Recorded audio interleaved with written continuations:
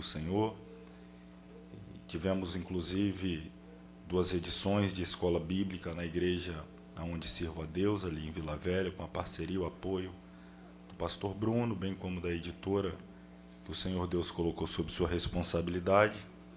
E para mim hoje é um privilégio muito grande poder estar aqui, na igreja onde ele serve a Deus, junto com os irmãos, também participando deste trabalho que é tão produtivo, que glorifica o nome de Jesus e fortalece a sua igreja. Para mim é um prazer muito grande também, além de conhecer de perto o pastor Altair. O pastor Bruno já disse da sua humildade, da simplicidade. Isso nos cativa, nos alegra. Me sinto grato a Deus e tê-lo podido ouvir de perto também. Foi um privilégio muito grande. Que Deus abençoe de uma forma muito especial. A todos os obreiros, a toda a igreja, a minha gratidão e que as bênçãos do Senhor estejam sempre sobre a vida dos irmãos. Pois bem, começamos aqui a ouvir sobre o Sermão do Monte. E perdoe-me a redundância nas primeiras palavras que aqui colocarei, mas às vezes a redundância ela é pertinente, ela reforça algumas verdades eternas que precisam ser cristalizadas em nosso coração e naturalmente aplicadas na nossa vida prática. Então, eu serei redundante em dizer aquilo que já foi dito pelo pastor Anivaldo, endossado pelo pastor Altair. O Sermão do Monte ele é riquíssimo em ensinamentos, os quais, com certeza, seriam suficientes para salvar toda a humanidade se a mesma se dispusesse a colocar em prática aquilo que o Mestre dos Mestres, o Senhor Jesus, nos deixou, este legado de ensinamento, de espiritualidade, de conduta, de moral, de relacionamento com Deus, enfim, a riqueza, a vastidão de temas bíblico, espiritual do Sermão do Monte, ele é imensurável, não tem como medir. E claro que 2 reuniões, 2 noites, com 4 palavras, é muito pouco para nós esgotarmos um tema tão amplo. Não sei quanto tempo seria suficiente, aliás, para esgotar nenhum, não haveria tempo. Mas nós devemos e podemos extrair o máximo daquilo que o Senhor, através da sabedoria que nele buscamos, com toda humildade, para nos ajudar a simplificar, para nos ajudar a sintetizar, a resumir e apresentar à igreja essas verdades de uma forma simples, uma forma prática, de uma forma factível, algo que seja mesmo vivenciado no dia a dia. Então nós precisamos nos esforçar nessas 2 noites, nessas palavras, para nós guardarmos tudo aquilo que o Senhor aqui comunicar aos nossos corações. A minha responsabilidade para esta noite, delegada pelo Senhor, é vos falar um pouco dentro de alguns dos grandiosos temas do capítulo 6. O pastor Altair fez uma introdução ao sermão, falou alguma coisa no capítulo 5, ainda assim, claro que de forma introdutória. Minha responsabilidade hoje é falar um pouco dentro dos temas do capítulo 6. Eu quero trabalhá-los com os irmãos, quero que os irmãos manuseiem a Bíblia, nós possamos aqui manusear a Bíblia e falar alguma coisa no capítulo 6. Eu quero apenas, para a nossa leitura primeira, você que está aí com a sua Bíblia, eu quero apenas mencionar no capítulo 6, o versículo de número 33, fazer menção deste versículo para darmos aqui uma abertura na síntese, no resumo dos temas que estarei abordando nessa noite. O versículo 33 é conhecido, acredito eu que de todos, se não com certeza da maioria, que diz, é uma ordem imperativa de Jesus. Mas buscai primeiro o reino de Deus e a sua justiça, e todas essas coisas vos serão acrescentadas. Buscai primeiro o reino de Deus e a justiça do reino de Deus, e todas essas coisas vos serão acrescentadas. Que coisas são essas? Vamos começar aqui com uma indagação para nós retroagirmos, fazer um estudo, uma análise do capítulo 6, de trás para frente, respondendo a pergunta que basicamente ele encerra o capítulo 6. Não é uma pergunta, mas a gente vai trabalhar em forma de pergunta, respondendo a pergunta, retroagindo aos temas do capítulo 6. Então a pergunta que eu lanço é: que coisas são essas que nos é prometida de forma categórica, inequívoca, que nos serão acrescentadas, se nós observarmos a ordem imperativa do Senhor Jesus de buscarmos em primeiro lugar o reino de Deus e a sua justiça? Se nós não atentarmos com cuidado, de forma acurada, a analisar biblicamente o que este texto específico que lemos está falando, nós somos tentados a acreditar, fazer a nossa própria interpretação pessoal e acreditar que, na verdade, está nos sendo prometido toda e qualquer coisa que o nosso coração almejar, nós alcançaremos e obteremos tudo o que imaginarmos, o que o nosso coração intentar, se tão somente priorizarmos o reino de Deus. Então alguém poderia dizer, se eu desejo, a título mesmo aqui de exemplo, se eu desejo um determinado carro, uma determinada casa, uma determinada posição, o texto está me prometendo que eu obterei se eu priorizar o reino. Mas, na verdade, o texto está dizendo: essas coisas serão acrescentadas. Ele está encerrando, dentro do capítulo 6, eu quero falar, claro, do capítulo 6, está encerrando um capítulo que ele trata de alguns temas, que nós vamos, como já disse, retornar a eles, vamos fazer o estudo retroativo, e ele está então dizendo que algumas coisas que são tratadas no capítulo 6, essas coisas que são tratadas ao longo do capítulo 6, essas serão acrescentadas em nossas vidas, caso priorizemos ou busquemos em primeiro lugar o reino de Deus e a sua justiça. Então, daqui a pouquinho, só comecei já lançando essa pergunta, ao final do estudo dessa noite pretendo responder, não vai ser agora, mas você que está com a sua Bíblia na mão, continue com ela. Vamos aí ao começo do capítulo 6. Eu quero mostrar para vocês aqui 3 temas que o capítulo 6 começa a nos apresentar. No primeiro versículo, observe que Jesus diz da seguinte maneira, primeiro versículo do capítulo 6.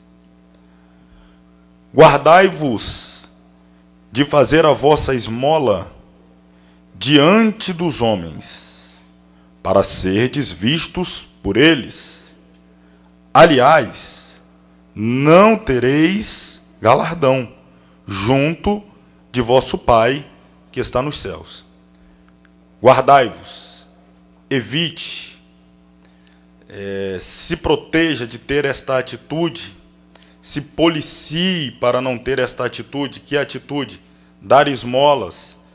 Mas então é para não dar esmolas? Não, Jesus está dizendo, guarda de ter uma atitude de ajudar, de dar esmola, de manifestar um ato de caridade, de forma pública, com o fim, com a intenção, com o objetivo no coração de ser visto pelos homens. Ele está dizendo, não haja dessa maneira. Não faça assim. Guarda-te de agir assim. De dar esmola publicamente com o objetivo de atrair os olhares dos homens. E aí ele acrescenta, aliás, se assim o fizerem, perderam o galardão do vosso Pai celestial, do vosso Pai que está nos céus. Esse é o primeiro tema. As esmolas, a ação caritativa, a qualidade de um cristão de se importar com o outro que tem alguma necessidade, que precisa de um socorro, de uma ajuda. Esse é o primeiro tema. O segundo tema que eu quero falar está no versículo de número 5. Observe que ele diz agora no versículo 5. E quando orares, não sejas como os hipócritas, pois se comprazem, ou seja, têm prazer, se realizam, se satisfazem em orar em pé nas sinagogas e às esquinas das ruas. Para quê? Para serem vistos pelos homens. Em verdade vos digo que já receberam o seu galardão. O segundo ponto, o segundo tema do capítulo 6, que Jesus está ensinando, oração. E mais uma vez ele começa dizendo de que maneira a oração não deve ser feita. É um método pedagógico que Jesus está utilizando. Ele vai ensinar a forma correta de agir. Mas primeiro ele deixa claro como não deve ser, como não devemos agir, como não deve ser feito. Perceba que estamos falando aqui de disciplinas da vida cristã. Porque eu diria, assim, uma definição simplória, sim, reconheço. Mas eu diria que o Sermão do Monte é como um rio caudaloso de ensinamentos, de doutrinas do mestre dos mestres, que vão desaguar num oceano de vida prática. Não são ensinamentos para ficarem aqui, mas são ensinamentos para serem postos em prática. É um rio de ensinamentos, mas que tem por objetivo desaguar em conduta prática, vida cristã. Então, os temas que nós estamos vendo aqui no capítulo 6 são pertinentes às disciplinas da vida cristã. O primeiro deles, a ação caritativa, o dar esmola, o socorrer o necessitado. Mas Jesus vai ensinar como fazer. Mas antes de dizer como deve ser feito, ele vai dizer como não deve ser feito. Não faça de forma pública, porque se fizer de forma pública, vai receber o galardão na terra. Se recebe o galardão na terra, perde o galardão do céu. Aí depois ele vai falar sobre oração, disciplina da vida cristã. E ele já usa a expressão quando orares. Por quê? Porque se ele está ensinando, vou pegar a carona no que disse, nos ensinou aqui o pastor Altair, ele está falando com discípulos, ele não está aqui tratando com a multidão está por ali, mas o ensinamento basicamente está direcionado aos discípulos, são estes que têm interesse em ouvir, aprender e praticar o que Jesus está ensinando. Então ele parte do pressuposto que oração é uma conduta, é uma prática. Por isso ele diz, quando orares. Ele não diz se orares, se porventura, não. Quando orar. É uma disciplina, então deve ser posta em prática. E quando vocês praticarem a disciplina da oração, tomem cuidado para não fazê-la em público. Mas ele não está condenando a oração pública. Ele diz assim, mais uma vez, com o fim de ser visto pelos homens, ter o aplauso dos homens, porque se assim for, já receberam o vosso galardão e perderam o galardão do vosso Pai Celestial. Esse é o segundo tema. O terceiro tema que nós vamos falar agora está no versículo 16.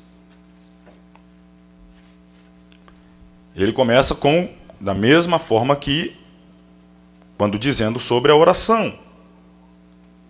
Quando jejuardes, não vos mostreis contristados, como os hipócritas. Por quê? Porque os hipócritas, eles desfiguram o rosto, para que aos homens pareça que jejuam. Em verdade vos digo que já receberam o seu galardão. A terceira disciplina que Jesus está tratando aqui no capítulo 6 é o jejum. Então ele está formando aqui um tripé, que deve ser comum na vida de todo cristão, de todo discípulo. a ação caritativa, o termo dar esmolas, mas eu quero ampliar esse termo, porque só o dar esmola fica, eu acho que restringe, e é claro que o texto bíblico, apesar de ter usado a expressão esmola, mas ele é amplo. É oferecer socorro ao necessitado, é se importar, é ter disposição de ajudar aquele que carece. Porque quando nós agimos assim, quando nós nos importamos com o nosso próximo e nos dispusemos ou nos dispomos a ajudá-lo, nós estamos, de certa maneira, manifestando a semelhança do caráter do próprio Senhor Jesus, porque Ele demonstrou, de uma forma prática, eu diria até a mais ampla que se possa ter como parâmetro de se importar com o outro, quando Ele mesmo abre mão de tudo aquilo que lhe é pertinente, uma vez que Ele é Deus, abre mão de sua glória, não de sua divindade, mas atributos da sua divindade, para assumir forma humana, para assumir o nosso lugar, para dar a sua vida por nós, para nos dar direito à vida eterna. Ele estava se importando com o perdido, estava se importando com o caído. E ele desceu para estender a mão e socorrer o que estava caído. E quando nós estendemos a mão para ajudar o que está caído, o necessitado, nós estamos manifestando um traço característico da própria essência ou do caráter de Cristo, que é se importar, ajudar, socorrer. Então ele está falando não apenas do dar esmola, mas do se importar, do socorrer, do ajudar. É uma disciplina da vida cristã. A oração, o jejum. Então forma-se aqui um tripé. Ele vai começar o capítulo 6 tratando desses temas. Quando você exercer a caridade, quando você exercer a oração, quando você exercer o jejum, cuidado como você vai fazê-lo. Não faça de forma pública com o fim de ser visto, de ser aplaudido, de ser ovacionado, porque se assim for, ele resume, perderam o galardão celestial, porque já receberam aqui o seu galardão. E aí então observe, eu comecei lá no versículo 33, buscai primeiro as coisas celestiais, o reino, a justiça. Pastor Altair, ele abriu aqui o caminho de uma forma esplêndida. Buscai a semelhança com o Senhor Jesus. Buscai ser um cristão autêntico que deseja imitar o Cristo. E o Cristo, ele se expunha algumas vezes às críticas das pessoas, das multidões, mas ele nunca, em momento algum, ele corria o risco de desagradar o Pai. Em momento algum, ele corria o risco de contrariar o Pai Celestial. Então, ele sempre agia com a finalidade de agradar o Pai Celestial. E por este objetivo de agradar o Pai Celestial, por muitas vezes, ele desagradava os homens. Ele desagradava aqui na terra, porque ele queria agradar a Deus. E aí, o cerne do cristianismo, o cerne da conduta do verdadeiro cristão, é esse desejo, ou deve ser esse desejo ávido, esse desejo que deve consumir-nos, de viver uma vida que agrade em tudo a Deus, ainda que nos custe com isso desagradar até o amigo. Jesus foi até o extremo de dizer, algumas vezes vai desagradar o pai, vai desagradar a mãe, vai desagradar o irmão, mas se você não estiver disposto a aborrecer o pai, aborrecer a mãe, aborrecer o irmão, para agradar a mim, Jesus é categórico, não é digno de mim. Foi reprovado no discipulado. Não serve, ele diz, não serve para ser meu imitador, meu discípulo. Então, para começar, eu diria que para se alistar na carreira cristã, tem que haver previamente uma disposição de desagradar a todos, se isso for necessário para agradar a Deus. E aí então ele vai falar, vou voltar aqui ao tripé: ação caritativa, ajuda, o socorro, o se importar, oração, jejum. E ele diz, não faça assim e não faça assim.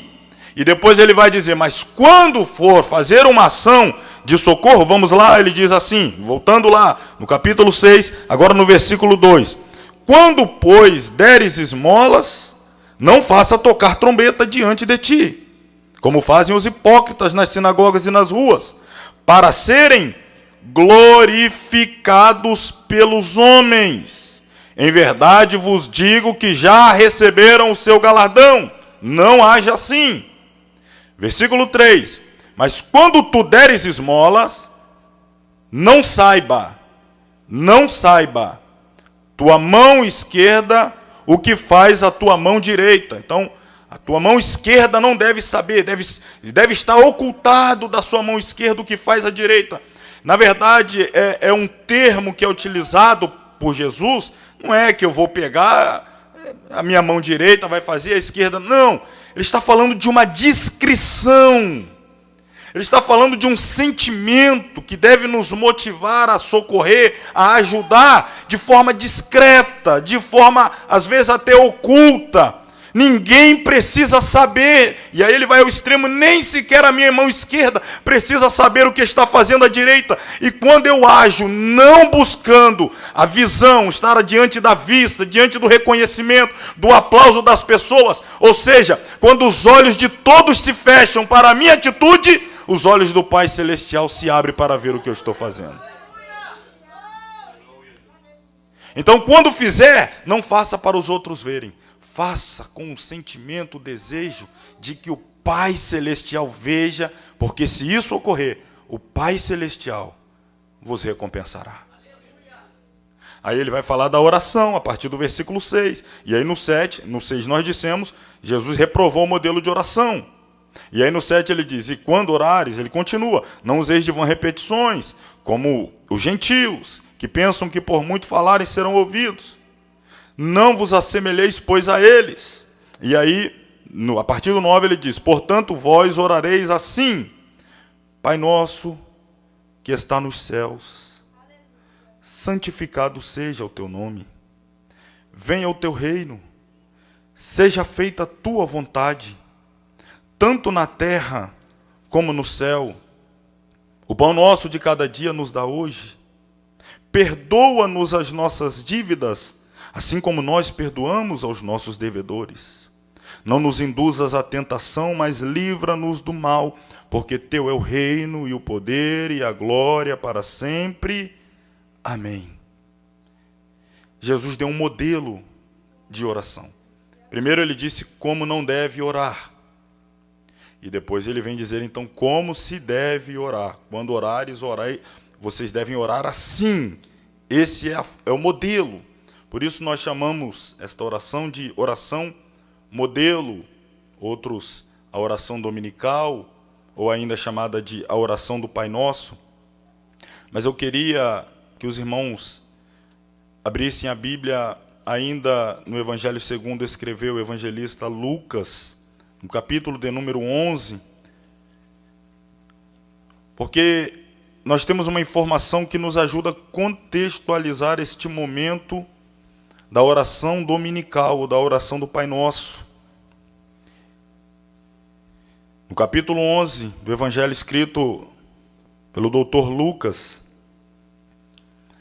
diz da seguinte maneira, e aconteceu que estando ele a orar, ou seja, enquanto Jesus estava orando num certo lugar, quando acabou, lhe disse um dos seus discípulos,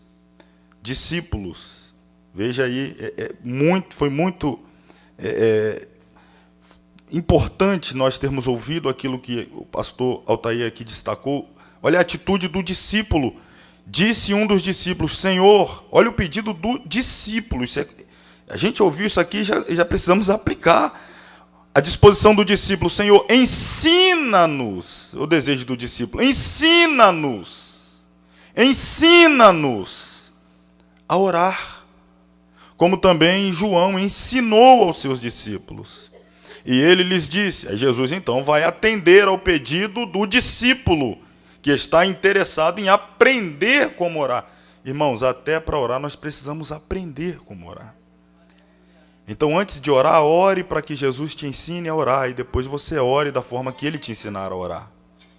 E aí ele vai ensinar aqui, a partir do versículo de número 2, e ele lhes disse: quando orardes, dizei.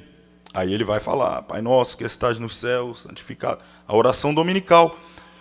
Mas adiante, ainda no capítulo 11, ele vai falar a partir do versículo de número 8, eu quero destacar aqui: digo-vos que ainda, perdão, no versículo 9, e eu vos digo, pedi e dar-se-vos-á, buscais e achareis, batei e abrir-se-vos-á. Porque qualquer que pede, o que acontece? O que acontece com quem pede? Recebe. Isso é garantia que ele está dando. Qualquer que pede, o que acontece?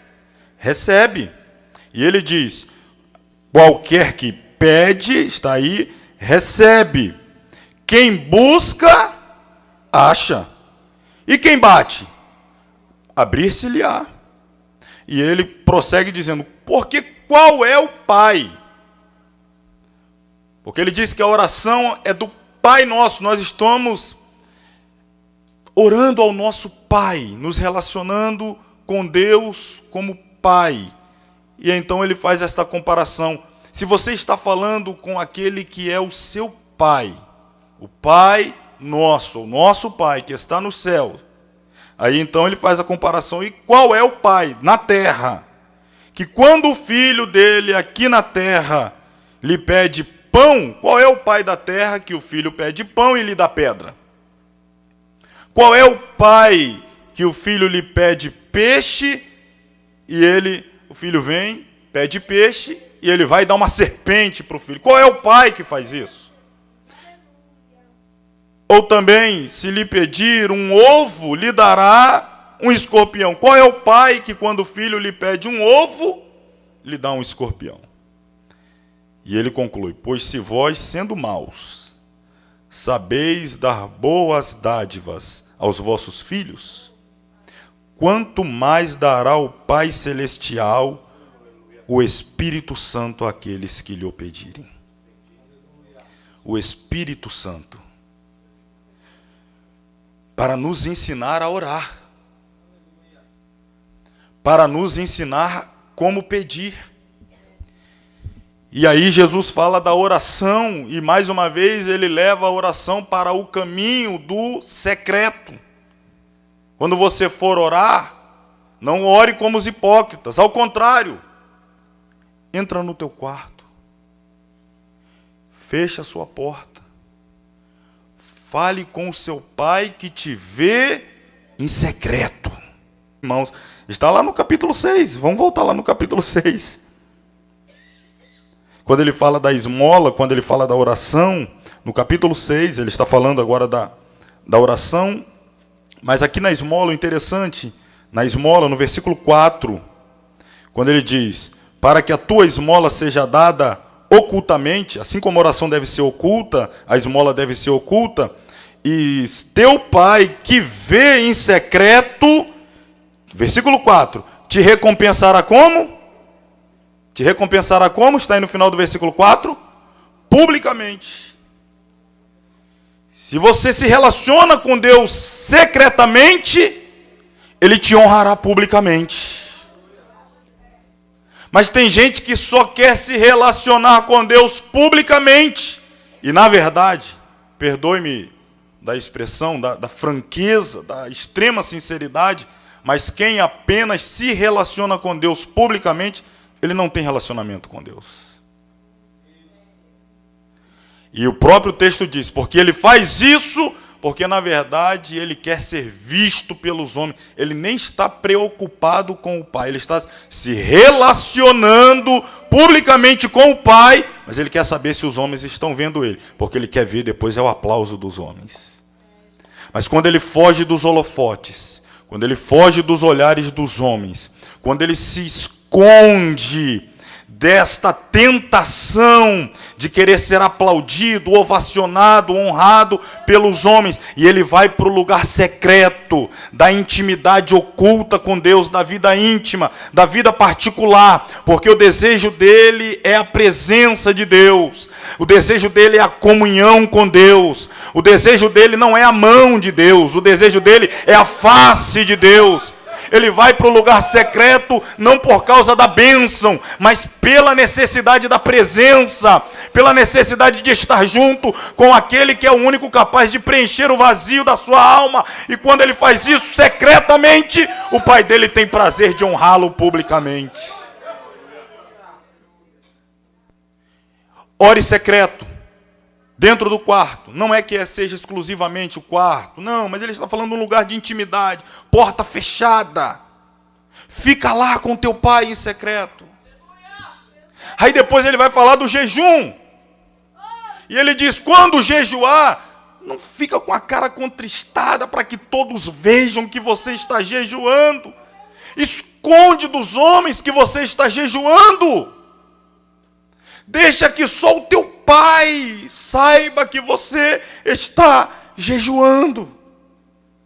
E aí, no momento oportuno, ele também recompensará pela sua oração. Então, sintetizando, o desafio aqui é esse, é sempre encurtar, resumir, sintetizar. Quando ele fala do tripé da vida cristã, partindo então pressuposto, do princípio que ele está tratando com discípulos, com imitadores, e se são imitadores, são pessoas que têm disposição de imitar o ato dele, de se importar com o próximo, então também se importa, ajuda, socorre, é liberal, age com liberalidade, né? Liberal nesse sentido, age com liberalidade.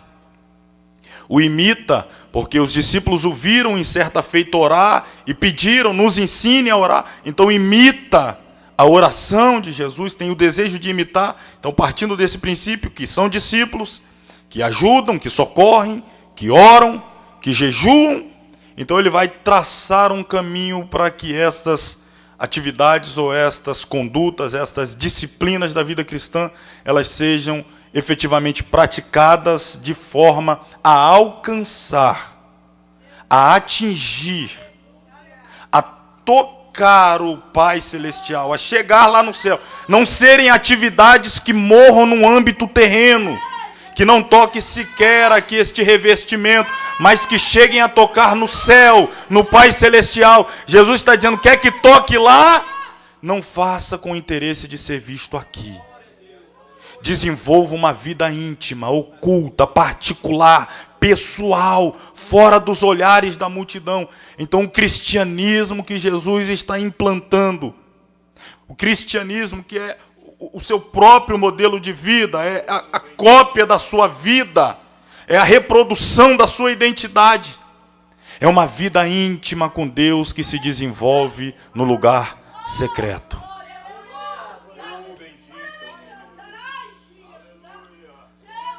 Ninguém pode mensurar a sua qualidade ou a falta dela espiritual pelas atividades que você desenvolve publicamente no espaço físico que nós aqui chamamos de igreja. Ninguém consegue mensurar ou dimensionar a sua intimidade, a sua proximidade, a sua comunhão com Deus por aquilo que você realiza, por aquilo que você faz no lugar público. Como o pastor Altair disse, já que eu aprendi, já vou logo aplicar. Não é aquilo que você faz para Deus, é aquilo que você permite que Deus faça com você lá no lugar secreto. Então ninguém pode medir, porque esta vida íntima só Deus conhece. Esta vida particular, esta vida secreta que você tem com o Pai Celestial, às vezes as pessoas desconhecem, não veem, mas o teu Pai, Ele vê em secreto. Ele é capaz de mencionar, de dimensionar, de mensurar a qualidade da sua espiritualidade. Porque uma espiritualidade efetivamente relevante, ela se desenvolve no lugar secreto. A gente manifesta publicamente aquilo que a gente é na intimidade com Deus. Aí as pessoas veem, vamos dizer assim, a exteriorização da nossa vida íntima e pessoal com Deus. Isso é cristianismo. É quando as pessoas conseguem ver a mudança, a diferença no falar, no agir, no reagir, no se vestir, aonde vai, aonde deixa de ir. As pessoas conseguem perceber a diferença nessas atitudes quando elas são resultados daquilo que Deus faz conosco na nossa vida íntima e oculta com Ele, fora dos olhares da multidão. Esta é a essência do cristianismo.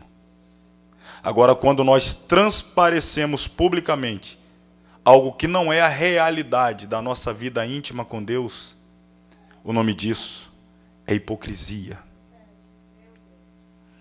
É falsidade. Nós queremos parecer algo que não somos. Então eu não sou uma pessoa que ora, mas publicamente eu gosto de orar para que as pessoas pensem que eu sou uma pessoa que ora. Eu não sou uma pessoa que se importa com absolutamente ninguém além de mim mesmo. Mas como as pessoas estão olhando, então eu quero fazer algo para que as pessoas pensem que eu sou alguém que me importa com as outras pessoas.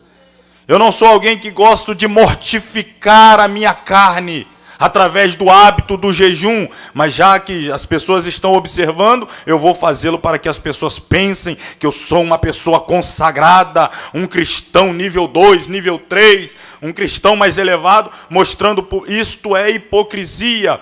Então, quando Jesus está ensinando o Sermão do Monte, além de combater, bater de frente, confrontar as atitudes que são peculiares ao mundo e trazendo, portanto, uma cultura contrária à cultura do mundo, mas Jesus está combatendo, batendo de frente também, com uma conduta que era, nos dias dele, peculiar dos fariseus, ou seja, da religião caída, da religião da fachada, da religião que estava sendo condenada pelo Cristo, que é uma religiosidade de aparência, mas que não existe de fato na essência. São atitudes públicas que não condizem com a vida particular que tal pessoa tem com Deus. Ele está condenando a publicidade da mentira. E Ele está nos conclamando a vivermos a verdade oculta, no íntimo, no pessoal, com o nosso Pai Celestial. Vamos para o lugar secreto. Porque se eu faço isso, eu estou demonstrando que eu estou buscando o reino de Deus. Eu quero agradar a Deus. Eu ajudo com o objetivo de agradar a Deus. Eu oro para agradar a Deus. Eu jejuo para agradar a Deus. Eu estou buscando o reino de Deus. Eu não estou buscando o reconhecimento terreno. Estou buscando o reino de Deus. E aí, tocando novamente no ponto da oração, lá em Lucas, onde lemos o capítulo 11, quando nós fomos aqui, usamos até o método pedagógico de perguntar e pedir aos irmãos que respondessem para que fique bem gravado, bem guardado, quando ele afirma que quem pede, recebe, quem busca, acha, aquele que bate, abrir-se-lhe-á. E estudando alguns comentários bíblicos, alguns comentaristas tratando deste ponto em especial, eles traziam à tona um deles, agora não sou capaz de recordar qual deles, mas ele trazia à tona um detalhe que eu quero aqui compartilhar, que é o fato de que Jesus afirma que quem pede, recebe. Mas ele não afirma que quem pede, recebe aquilo que pediu. Ele afirma que quem busca acha, mas ele não afirma que quem busca acha aquilo que está buscando. Ele afirma que quem bate se abre, mas ele não diz que se abre exatamente aquilo que ele espera que se abra. Ué, mas isso é contraditório, irmão Márcio. Você está trazendo uma dificuldade teológica e até dando um nó na minha cabeça. Como é que é isso? Eu peço, recebo, mas não recebo o que peço? Sim. Mas por que eu não recebo o que peço? Porque ele vai trazer ainda na sequência uma diferença entre o terreno e o celestial. Ele diz, o pai terreno, quando você pede para ele um pão, ele porventura te dá uma pedra? Não, claro que não. O pai terreno, quando você pede para ele um peixe, ele te dá uma serpente? Não, é claro que não. O pai terreno, quando você pede para ele um ovo, ele te dá um escorpião? É claro que não. E aí então o que ele está querendo dizer é, o Pai Celestial também não age assim, muito menos o Pai Celestial. É por isso que nem sempre aquilo que você pede, você recebe, porque o Pai Celestial sabe discernir o que você vai para a oração e você está orando pedindo, me dá uma serpente, ele vai responder, mas não o que você está pedindo, porque você está pedindo serpente, e ele sabe que o que você está precisando é de peixe. Você bate pedindo, mas o que você está batendo é por um escorpião. Mas ele sabe que o que você precisa, fazendo a analogia de um ovo, então ele não vai te dar o que você recebe, mas o que ele vai te dar é aquilo que está no coração dele para você, é aquilo que está reservado para você, que é superior, porque vem do alto, vem do céu, vem do coração de Deus. Então quem ora está disposto não apenas a receber o que ele quer, mas está aberto a entender qual é a vontade do Pai Celestial e dizer, eu abro mão da minha vontade, porque eu entendi que eu estava pedindo errado, e eu aceito a tua, porque eu entendi que a tua é melhor.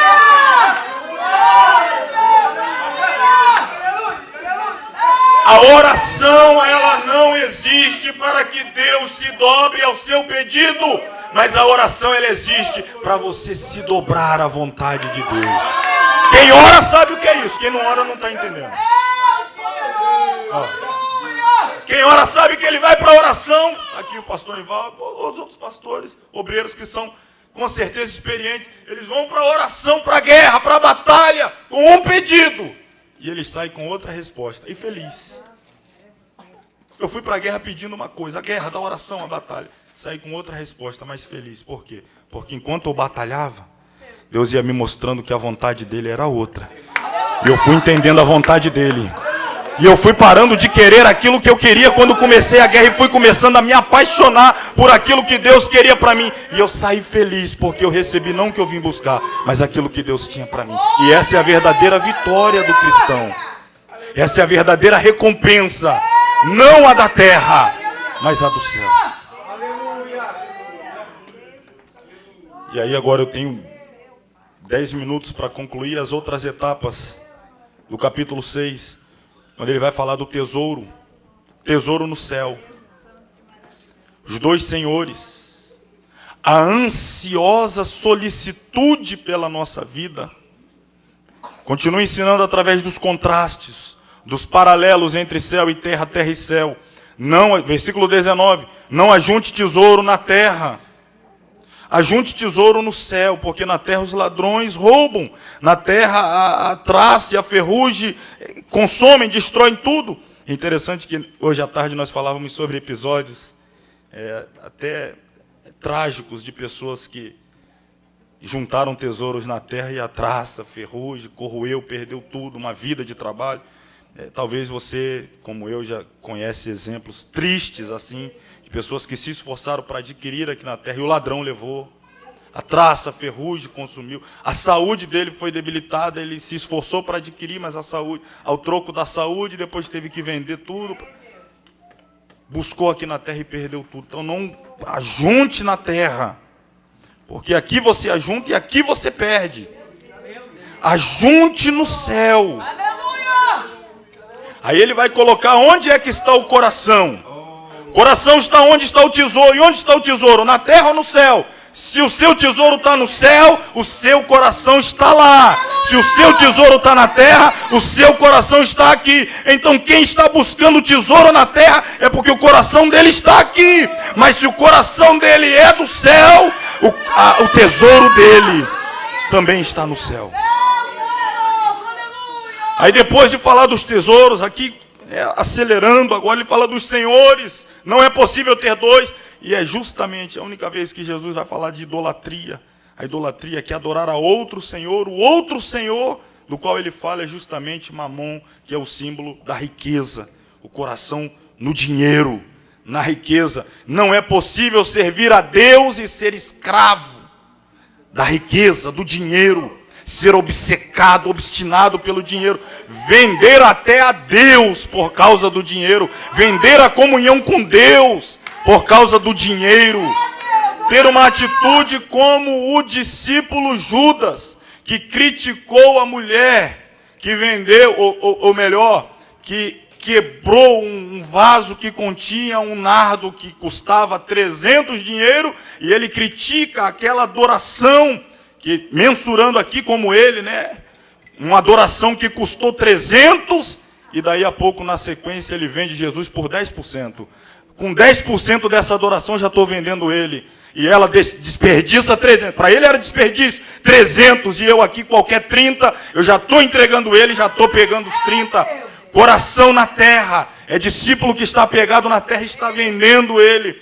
Mas se o nosso tesouro estiver lá, a gente perde tudo aqui.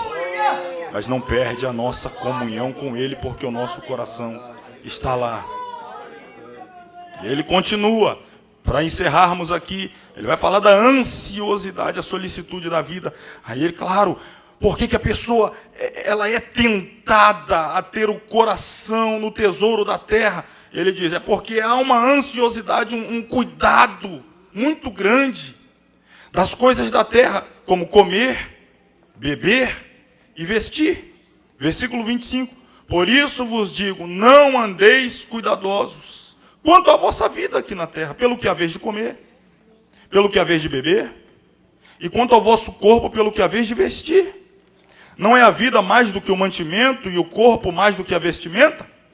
Então ele desafia, olha para as aves dos céus. Elas não semeiam, elas não cegam, elas não ajuntam em celeiro.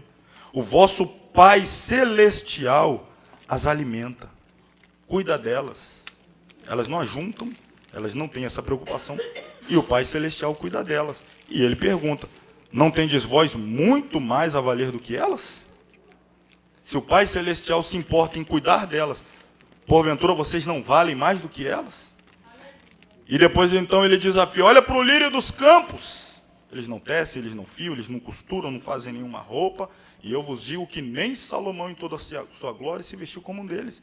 O Pai Celestial providencia até isso para eles. O Pai Celestial providencia o que comer. O Pai Celestial providencia o que vestir. O Pai Celestial providencia o que necessitamos de beber, a água, enfim. Providencia aquilo que é necessário, é vital.